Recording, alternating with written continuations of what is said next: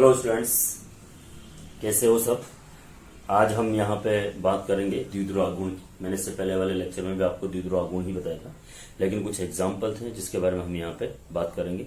समपक्ष और विपक्ष ये है ज्यामितीय समांगी, जिनके अंदर द्विबंध होते हैं, डबल बॉन्ड होते हैं कार्बन कार्बन, वो ज्यामितीय समावयवता दर्शाते हैं। जैसे देखिए, अगर मैं आपको एग्जाम्पल दिखाता हूँ कि ये सी डबल बॉन्ड हो, इधर भी ए है, इधर भी ए है, और यहाँ भी है। अगर दोनों समान समूह एक ही दिशा में होते हैं तो उसे बोलते हैं समपक्ष। उसे क्या बोलते हैं अपन? समपक्ष, और इंग्लिश में बोलते हैं इसको सिस। ठीक है। और अगर ये दोनों विपरीत दिशा में होंगे, 180 के एंगल पे होंगे, ठीक है, तो ये अगर विपरीत दिशा में है समान समूह, तो हम इसे बोलते हैं बेटा विपक्ष। ठीक है, या इंग्लिश में इसका नाम है ट्रांस। ठीक है, ट्रांस बोलते हैं इसको। तो यहाँ पे द्विध्रुव आघूर्ण जो है ये डायरेक्शनल है, दिशात्मक है। अगर विपरीत दिशा में होगा और परिणाम में बराबर होगा तो इसका मान हम शून्य मानते हैं। तो अगर यहाँ समान समूह विपरीत दिशा में हो, जिनके द्विध्रुव आघूर्ण जिनकी विद्युत ऋणताएं समान होंगी, तो वो जो होंगे क्या होंगे बेटा? अध्रुवीय होंगे। ठीक है। और अगर एक ही दिशा में तो वो ध्रुवीय होंगे। इसका एग्जाम्पल मैंने आपको कल दिया था, मैं एक और एग्जाम्पल यहाँ पे आपको समझा देता हूँ। जैसे सी डबल बॉन्ड सी है, ये एक सीएल इधर है बेटा, एक सीएल इधर है। ठीक है, तो ये इस तरह से मैंने लिख दिया इसको, है ना। तो अब देखो, समान समूह एक ही दिशा में है तो ये क्या होगा? समपक्ष। तो इसके द्विध्रुव आघूर्ण का मान क्या होगा? 0 नहीं होगा, मतलब ये पोलर होगा, ध्रुवीय होगा। अगर हम यहाँ पे इसको ऐसे बनाते हैं कि समान समूह जो है ये विपरीत दिशा में रखते हैं, तो इसका द्विध्रुव आघूर्ण इस दिशा में लगेगा बेटा, इसका इस दिशा में लगेगा, कैंसिल आउट हो जाएगा दोनों। ठीक है, तो यहाँ पर ये क्या होगा? अध्रुवीय होगा, या इसके द्विध्रुव आघूर्ण का मान 0 होगा। ठीक है। अब हम यहाँ पे एरोमेटिक यौगिकों की बात करेंगे, है ना, क्योंकि एरोमेटिक के अंदर भी बहुत ज्यादा क्वेश्चन आते हैं इस कारण से। ठीक है, देखो बेटा ये है बेंजीन रिंग, इसे अपन बेंजीन वाले बोलते हैं। ठीक है, इसमें अल्टरनेट एकांतर डबल बॉन्ड होते हैं, इसलिए अपन बीच में इसके गोला लगा देते हैं। ये जो प्रथम पोजीशन है, ठीक है, अब मैंने इसको नाम दे दिया क्लोरोबेंजीन। इसका नाम क्या है? क्लोरोबेंजीन। अच्छा, ये वाली पोजीशन होती है ना बेटा, ठीक है, इसको अपन बोलते हैं ऑर्थो, इसको बोलते हैं मेटा, और इसको बोलते हैं पैरा। ठीक है, तो अगर मैंने यहाँ पे सीएल जोड़ दिया तो उसका नाम क्या हो गया? ऑर्थो क्लोरोबेंजीन, या ऑर्थो पोजीशन पे क्लोरोबेंजीन जुड़ा हुआ है। ठीक है। अच्छा, अगर मैंने दूसरा बना दिया येलो सब, ये मैंने मेटा पोजीशन पे जोड़ा है इस बार इसको, ठीक है, येलो, तो इसको बोलते हैं मेटा क्लोरोबेंजीन। और मैं एक और बना देता हूं आप लोगों के लिए, ये लो जी, एक और बना दिया मैंने यहां पे, इसको बोलते हैं पैरा। तो 3 पोजीशन है, ये ऑर्थो क्लोरोबेंजीन, मेटा क्लोरोबेंजीन और पैरा क्लोरोबेंजीन। तो इसका अगर अपन द्विध्रुव आघूर्ण निकालना है तो कैसे निकालेंगे? सबसे ज्यादा द्विध्रुव आघूर्ण होता है ऑर्थो पोजीशन का, इसलिए मैं ओ लिख रहा हूं बेटा। ठीक है, फिर सेकंड पोजीशन पे होता है मेटा का, और सबसे कम या 0 होता है पैरा का। ठीक है। अच्छा, पैरा को हम 0 मान सकते हैं क्योंकि देखो परिणाम में बराबर दिशा में विपरीत है, इसका द्विध्रुव आघूर्ण इस दिशा में लगेगा, इसका द्विध्रुव आघूर्ण इस दिशा में लगेगा, कैंसिल आउट हो जाएगा, तो इसके द्विध्रुव आघूर्ण का मान क्या होता है बेटा? 0 होता है। बात समझ में आ रही है आप लोगों को? ठीक है। अच्छा, इसका होता है, अगर हम मेटा की बात करें, देखो दोनों के बीच में 60 का एंगल है ना। आप अगर एंगल निकालोगे तो दोनों के बीच में जो एंगल आएगा वो आएगा 60 डिग्री का। तो यहाँ पे इसका मान है 2.54 डिवाइड, ये इसके द्विध्रुव आघूर्ण का मान है। ठीक है। अगर हम मेटा की बात करें तो अब एंगल निकाल लीजिए आप, तो ये एंगल कितने का आएगा बेटा? 120 का आएगा, कोण बढ़ रहा है। ठीक है, तो अब इसका जो मेटा का जो द्विध्रुव आघूर्ण होगा वो होगा 1.48 डिवाइड, ये इसकी द्विध्रुव आघूर्ण का मान होगा, इसका मान 0 है इसमें। अर्थात आपको ये पता होना चाहिए कि बेंजीन रिंग के अंदर अगर कोण का मान बढ़ता है ना, कोण का मान बढ़ता है तो द्विध्रुव आघूर्ण का मान घटेगा। बस ये थोड़ा सा समझना है। नाइट्रो के केस में कुछ और होता है, उसके बारे में हम बाद में आपसे बात करेंगे। ठीक है बेटा, चलो जी, अब हम यहाँ पे बात करेंगे संयोजकता युग्म कोश प्रतिकर्षण सिद्धांत की, या संयोजकता कोश इलेक्ट्रॉन युग्म प्रतिकर्षण सिद्धांत। समझना भी,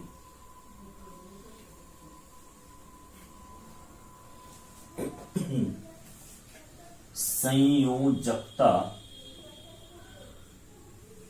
युग्म कोश प्रतिकर्षण सिद्धांत।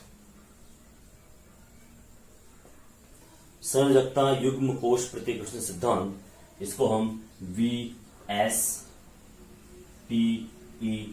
के नाम से भी जानते हैं, valence shell pair electron repulsion. Valence shell के अंदर, आउटर मोस्ट के अंदर जो इलेक्ट्रॉन है उनसे जो रिपल्शन जनरेट होगा वो क्या होता है। ठीक है, अब देखिए प्रत्येक अणु की ज्यामिति फिक्स होती है, रेखीय, त्रिकोणीय, टेट्राहेड्रल, चतुष्फलकीय, पंचभुजीय, त्रिकोणीय, द्विपिरामिडीय, सबकी फिक्स होती है। ठीक है, और उसी के आधार पर हम उसके संकरण भी निकालते हैं।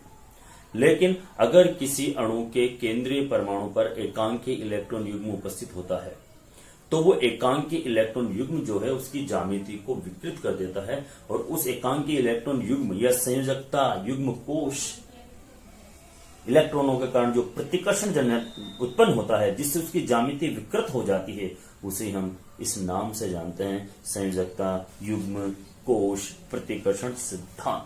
ठीक है, इसके लिए मैं आपको पहले एक एग्जाम्पल दे देता हूं और फिर जो है उसको समझा दूंगा। देखिए बेटा, हमारे पास यहाँ पे 3 अणु हैं, एक है मीथेन का अणु, एक है अमोनिया का अणु और एक है जल का अणु।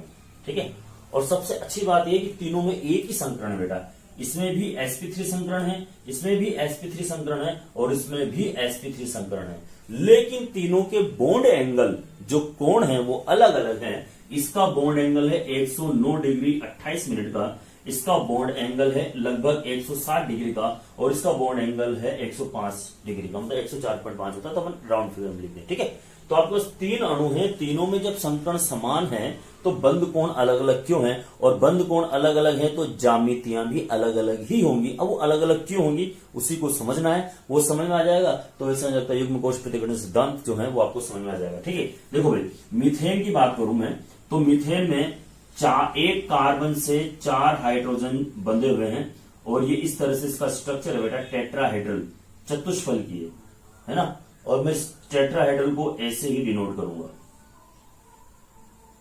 ठीक है, अच्छा अब मैं यहां पे अमोनिया की बात करूं तो संकरण तो sp3 है, मतलब 4 sp3 संगृत कक्षक है, लेकिन बंध 3 ही बना रहे हैं, मतलब ये एक हाइड्रोजन, ये दूसरा हाइड्रोजन और तीसरा इस बोर्ड के उस पार है।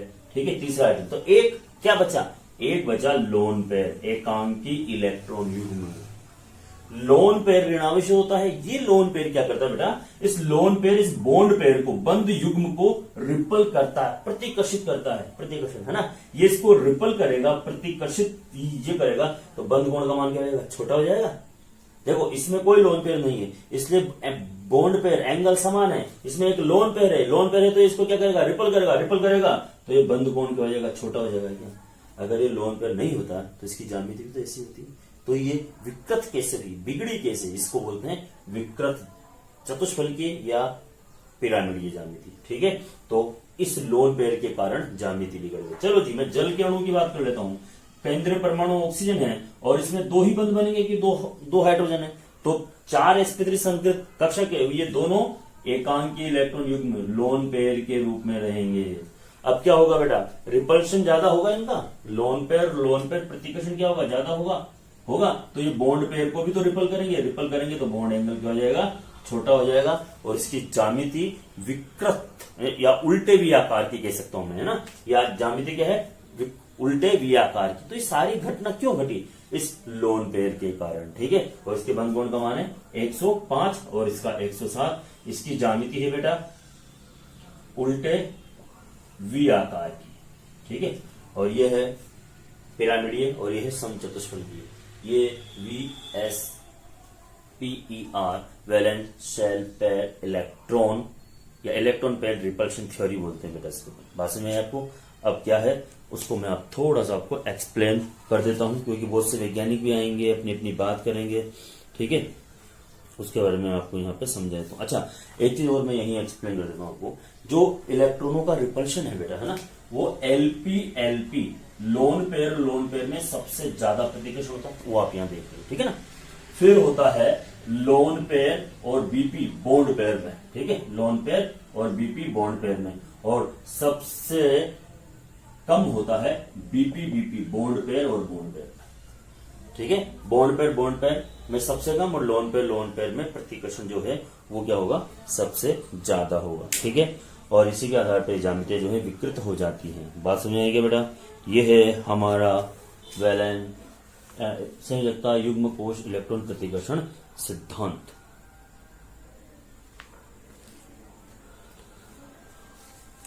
ठीक है, अब ये सिद्धांत वही यौगिक दर्शाते हैं जिनके केंद्रीय परमाणु पर लोन पेयर एकांकी इलेक्ट्रॉन युग्म होते हैं। जिनके पास लोन पेयर नहीं होंगे वो ये सिद्धांत प्रदर्शित नहीं करेंगे। ये भी आपको समझना है। ऐसी बहुत सारी ज्यामितियां आएंगी मेरे पास। ठीक है, तो मैं आपको बना के भी बता सकता हूं, समझा भी सकता हूं।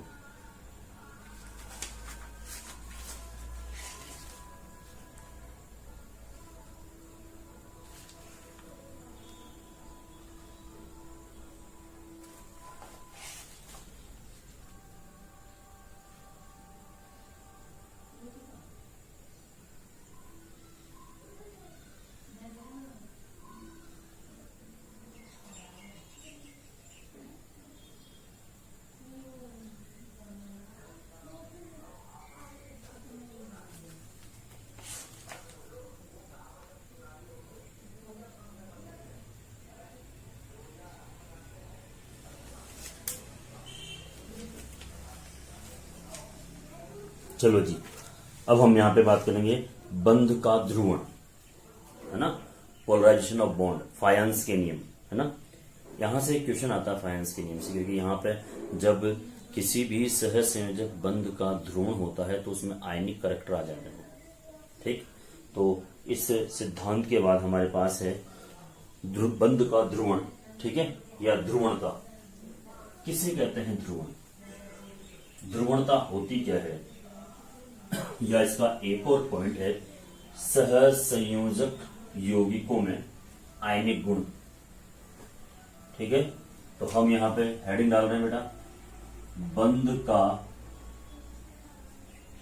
ध्रुवण या फायंस के नियम या सहसंयोजक यौगिकों में आयनिक गुण। ठीक है, ध्रुवण क्या होता है पहले मैं वो आपको एक्सप्लेन कर देता हूं। ठीक है, देखो ये है धन आयन और ये है ऋण आयन। ठीक है, दोनों विपरीत आयन हैं, ऑब्वियस सी बात है, एक दूसरे को आकर्षित करेंगे। तो ये छोटा धन आयन बड़े ऋण आयन को अपनी ओर आकर्षित करता है, तो आकर्षित कर इसकी जो ज्यामिति है उसको बिगाड़ देता है। देखिए पहले क्या था, गोलाकार, अब क्या हो गया, अंडाकार हो गया। देख रहे हैं आपको साफ साफ। तो छोटे धनायन द्वारा बड़े ऋणायन को अपनी ओर आकर्षित कर उसकी आकृति बिगाड़ देना ध्रुवण कहलाता है। क्या कहलाता है? ध्रुवण कहलाता है। ठीक है, छोटे धनायन द्वारा बड़े ऋणायन को अपनी ओर आकर्षित कर उसकी आकृति बिगाड़ देना, आकृति विकृत कर देना, क्या कहलाता है बेटा? ध्रुवण कहलाता है, पोलराइजेशन कहलाता है। अब देखिए, धन आयन का आकार जितना छोटा होगा उसकी ध्रुवण क्षमता भी उतनी ही ज्यादा होगी और उतनी ही प्रबलता से बड़े ऋणायन को अपनी ओर खींचेगा। जब उतनी ही प्रबलता से बड़े ऋणायन को अपनी ओर खींचेगा तो उसका उतना ही ज्यादा ध्रुवण होगा, मतलब उस सह संयोजक यौगिक में उतने ही ज्यादा आयनिक गुण आएंगे। मेरी बात समझ रहे आप?